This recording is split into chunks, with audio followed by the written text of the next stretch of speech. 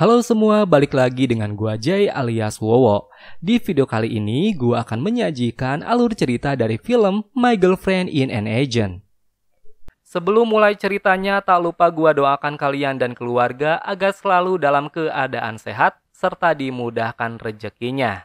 Dan jika kalian suka videonya, silahkan untuk subscribe agar tak ketinggalan video-video lainnya.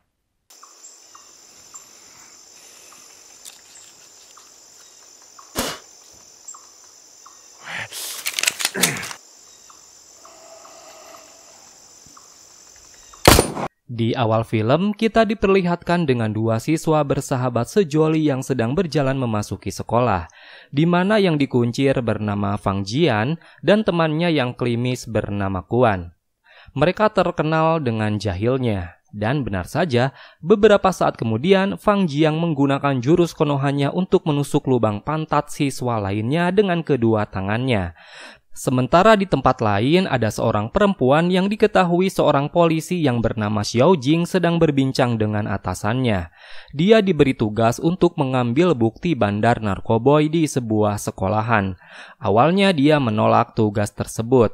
Namun karena dia tidak lulus-lulus dari sekolah polisinya sehingga mau tidak mau dia harus menjalankan misi tersebut.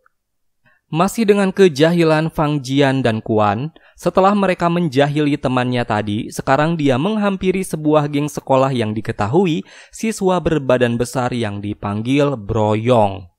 Di sini dia menawari sebuah film dewasa. Awalnya Bro Yong tidak percaya dengan tawaran itu, tapi dengan tipuan Fang Jian dan Kuan, akhirnya Bro Yong percaya dan mau membeli semuanya. Scene berpindah saat di dalam kelas, terlihat Fang Jian dan Kuan sedang menghitung uangnya. Lalu tak lama berselang datang seorang siswi baru yang tak lain adalah Xiao Jing. Di sini Xiao Jing akan duduk di sebelah Fang Jian, karena Fang Jian dicurigai telah membawa bukti narkoboy. Ketika akan duduk di kursinya, Xiao Jing malah terjatuh karena kursinya ditarik oleh Fang Jian. Hal itu membuat Xiao Jing menjadi marah, tapi kocaknya Fang Jian malah meminta uang pada Xiao Jing, di mana uang itu dimaksudkan sebagai biaya supaya Xiao Jing bisa duduk di sebelahnya Fang Jian. Sepulang sekolah, kita melihat Bro Yong sedang bersiap-siap untuk melihat film yang dibelinya tadi. Namun saat membuka film tersebut, ternyata isinya bukan blue film, karena dia telah ditipu oleh Fang Jian.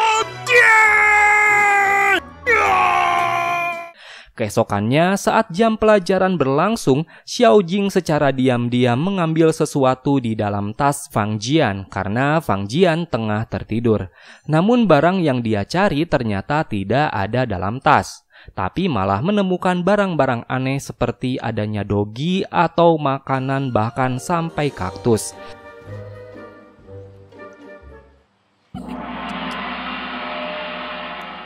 Gara-gara itu dia meringis kesakitan sehingga menyebabkan Fang Jian terbangun.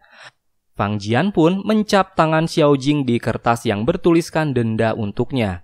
Setelah itu Fang Jian dan temannya Kuan ada yang memanggil untuk keluar kelas. Mereka berdua pun keluar dan ternyata mereka dipanggil oleh geng Bro Yong yang mereka tipu kemarin. Mereka pun terlibat perkelahian, namun dengan akal bulusnya Fang Jian dan Kuan bisa menang.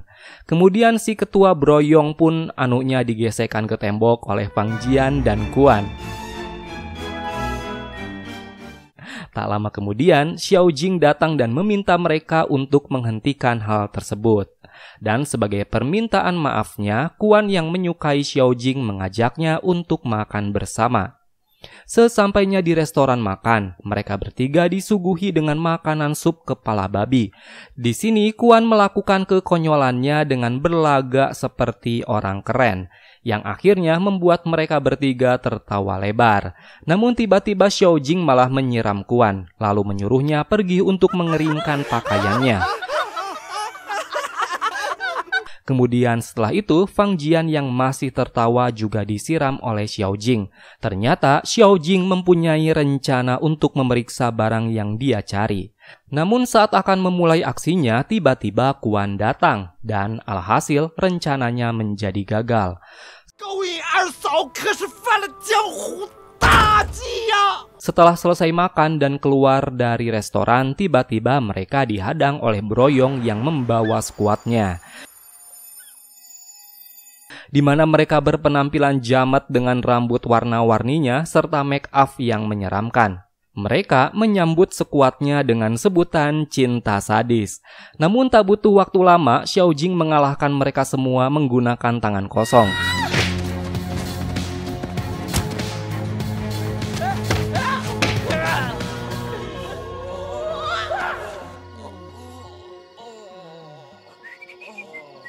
Dan tentu saja Fang Jian dan Kuan melakukan hal seperti biasanya, yaitu menggesek anunya Broyong ke sebuah pohon yang ada di dekat mereka hingga muncul api karena gesekannya. Keesokannya terlihat ada seseorang yang mencurigakan sedang mengawasi Fang Jian. Lalu orang itu menelepon bosnya yang ternyata adalah bos bandar narkoboy. Lelaki mencurigakan ini menanyakan apakah temannya Mandy sudah di sana, dan dijawab bahwa dia sudah tiba di sekolah. Kemudian datang seorang wanita seksi menuju UKS yang tak lain dokter baru di sekolah itu. Dokter seksi ini banyak mendapat perhatian dari para siswa lelaki. Fang Jian yang kala itu berada di lapangan tiba-tiba didatangi oleh segerombolan orang yang mengenakan seragam sekolah tetapi membawa perkakas. Karena merasa curiga, akhirnya Fang Jian mengejar mereka dengan membawa gergaji mesin. Singkat cerita, Fang Jian dan Kuan berada di UKS untuk mengobati luka mereka yang entah dari mana asalnya. Namun entah mengapa, Kuan malah disuruh keluar dan hanya Fang Jian yang akan diobati. Saat akan mulai diperiksa, tiba-tiba Fang Jian dipanggil oleh seseorang yang membuatnya berlari keluar dari UKS. Xiao Jing yang melihatnya segera bergegas mengejar Fang Jian. Ternyata Fang Jian menemui seorang perempuan yang memakai pakaian Sailor Moon. Ternyata perempuan itu adalah adik Fang Jian bernama Yuan. Dia mengalami gangguan mental waktu orang tuanya meninggal. Kemudian Xiao Jing pun bertanya, siapa itu? Namun tidak dijawab oleh Fang Jian karena menurutnya itu bukan urusan dia. Kuan yang sedang berjalan tak sengaja berpapasan dengan Yuan. Karena jiwa fuckboy-nya, akhirnya Kuan mengikuti kemanapun Yuan pergi.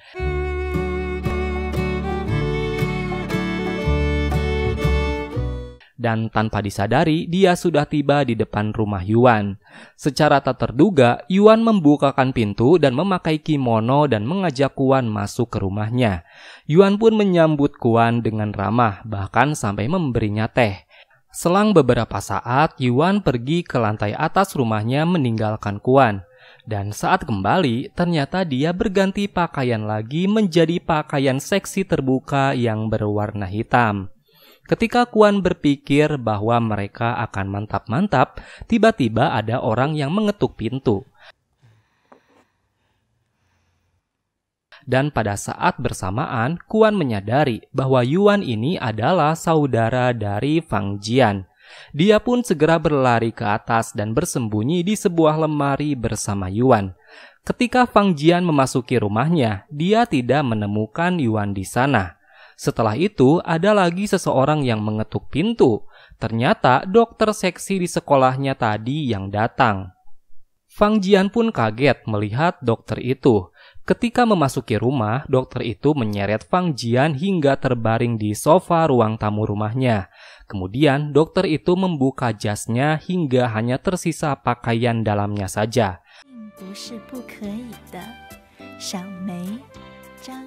Namun tanpa diduga, Xiao Jing juga datang ke sana. Namun bukannya dibukakan pintu, mereka malah lari ke atas dan bersembunyi di sebuah lemari. Hingga pada akhirnya mereka bertemu Kuan dan Yuan yang juga bersembunyi di lemari itu.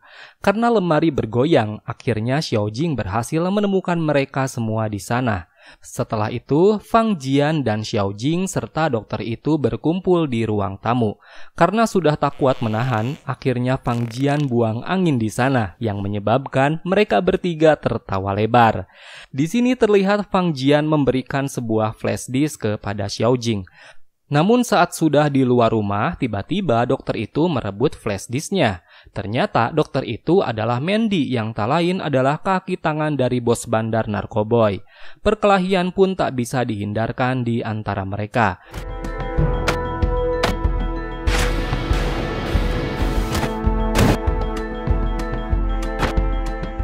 Namun tiba-tiba Xiao Jing terjatuh saat perkelahian. Ternyata dia tertusuk oleh cincin Mandy yang muncul jarum dan berisi obat bius di dalamnya. Dan akhirnya Mandy berhasil kabur dan merebut flash disk itu dari Xiao Jing. Keesokannya terlihat Xiao Jing dirawat di rumah sakit. Tanpa diduga, Fang Jian datang menjenguknya karena sebelumnya Kuan keracunan makanan yang dibuat oleh Yuan untuk dirinya. Di sini Fang Jian memberikan sebuah kalung miliknya walaupun itu tidak gratis alias harus dibeli. Dan semenjak saat itu hubungan Xiao Jing dan Fang Jian menjadi lebih dekat antara satu sama lainnya.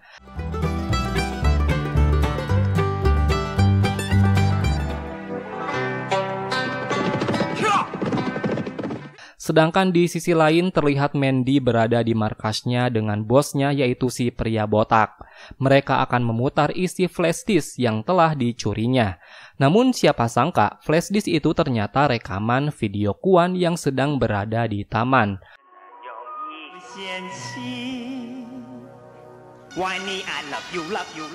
Hal itu membuat bosnya menjadi marah besar. Singkat cerita, di sebuah gang, Fang Jian dipanggil oleh seorang pria yang tak lain adalah ayahnya. Pertemuan mereka pun penuh emosi. Namun tiba-tiba ayahnya tertembak secara misterius. Dan tanpa disadari, tiba-tiba ada yang menyerang Fang Jian dari belakang hingga membuatnya pingsan. Tak jauh dari situ, Xiao Jing yang mendengar suara tembakan segera bergegas mendatanginya. Dia menemukan baju dan ayahnya Fang Jian yang tertembak tergeletak. Lalu dia menerima telepon dari HP ayahnya Fang Jian yang menyebutkan bahwa Fang Jian dan Yuan kini berada di sebuah pabrik. Tak lama kemudian, Xiao Jing datang ke tempat tersebut untuk menyelamatkan Fang Jian. Namun dia dihalangi oleh Mandy, hingga perkelahian di antara mereka kembali terjadi. Namun di arah lain datang superhero Deadpool yang ternyata adalah Kuan. Dia berhasil memotong tali yang mengikat Fang Jian dengan pedangnya. Lalu pada akhirnya Mandy jatuh tersungkur dan kalah oleh Xiao Jing. Selain itu, Kuan juga membawa geng jamet cinta sadis yang datang untuk membantunya. Kini orang yang menghajar Fang Jian tadi diikat oleh geng jamet cinta sadis karena diberi jogetan maut.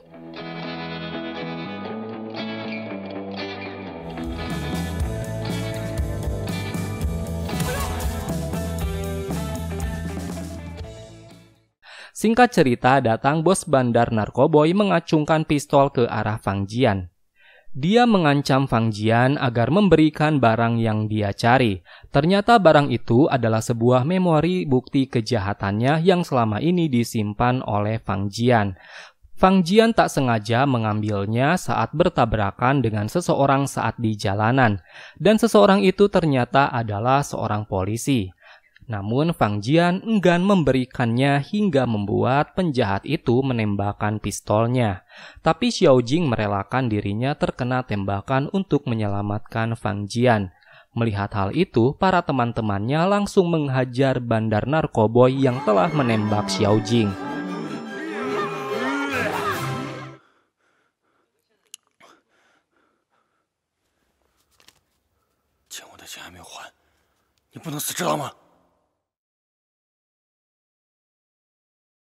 Dan tak lama berselang, para polisi pun datang ke tempat itu dan menangkap semua pelakunya. Di scene akhir 3 bulan berlalu, namun Fang Jian selalu memikirkan tentang kenangan Xiao Jing.